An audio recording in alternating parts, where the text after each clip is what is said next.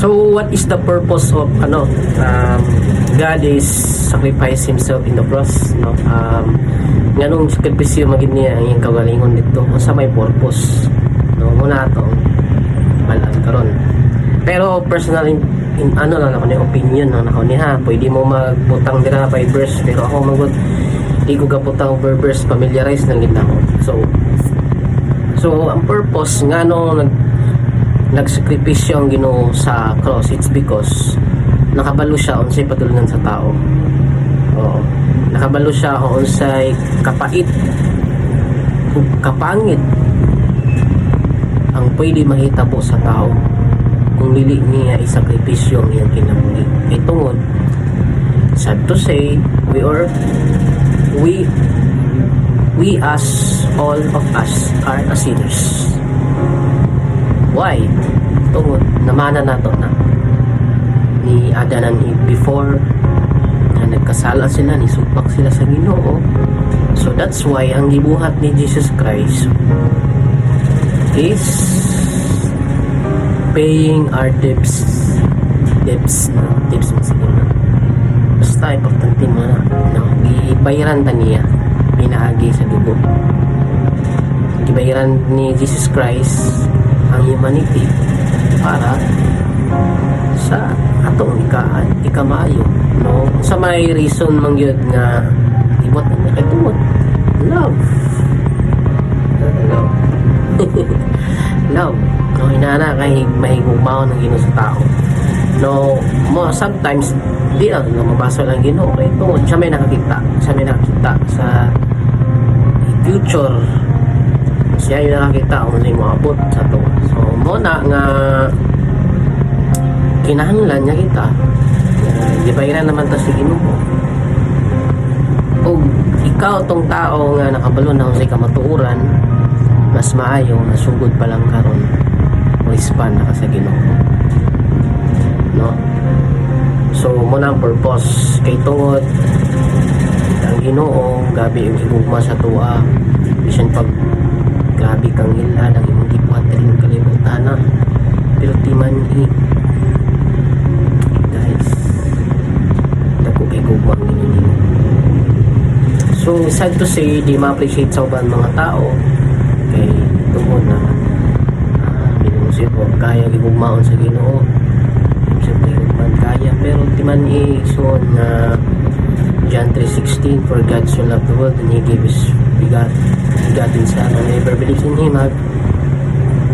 Him shall not be perished but have everlasting life. Kasi ang totoo tinuod yun na anong ihatag niya ang iyang anak isakripisyo ng palanggang sa krus tungod kay na ay threat ng hitabo sa humanity, which is ang ginatawag na muna yung destruction of life, muna yung ginatawag na na nato hell. Now hell is not a good place.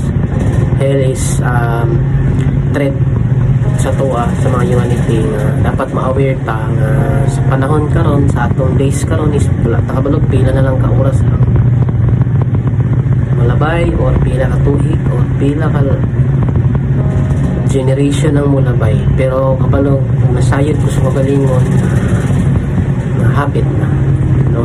Hapit na mamot ng Ginoo, no? Apoy maingon nga okay naman mamot ng Ginoo, nangamatay na lang akong lulag-lulog akong mga kaluluan, dili na mag-base diya igsoon kay kung maingon kakaroon nga dugay pa mamot ang Ginoo. Actually tinuod na sa imong prinsipyo, imong opinion, wala may labot ana imo man na, pero sultihan ka ang kamatayon dili na nimo hatag na, dili na kadugayon, no? Nangiuban niya 1 year old patay na, di ba? So ikaw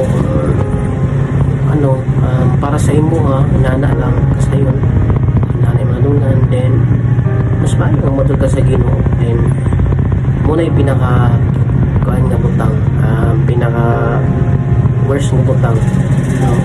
May mingon nga uban nga paano man na may sa una naman na ginawali sa mga pastor, pero sa tinuod lang ginawali na siya para sa itong kaayuhan, para kita ang talang tao maka-realize tawa nga everyday dapat natin Ginoo kay wala man takamalukot kano sa kabaon o kano sa atong oras. So mauna ang akong point karon kinahanglan i-accept nimo ang Ginoong Jesucristo sa imong tinuod kanami,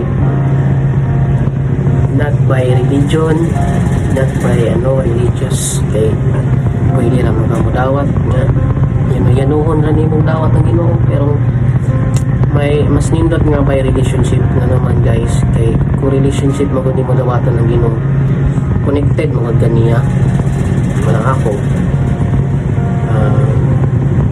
dili man 100% connected ko sa Ginoo, pero at least man lang siya rin nakabalo nga naging connection sa iya, kay through His word, through His kung basihan lang po nato ang binuhatan, dili ko makaingon 100% kay naamang gayabon ko yung mga ginaiya karon na ginausap pa sa dako sa pulong sa Ginoo.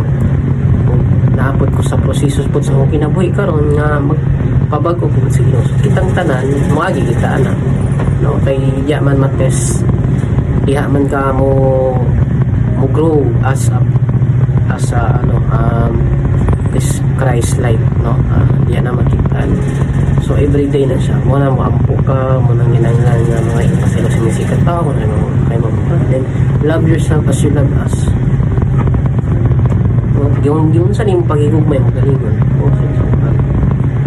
lisod kayo mahigugma ka sa uban nga wala sa kani mahigugmay mo galingon mo na pinakalisod, kay otherwise bias kay ka, selfish na kay, so mo na siya.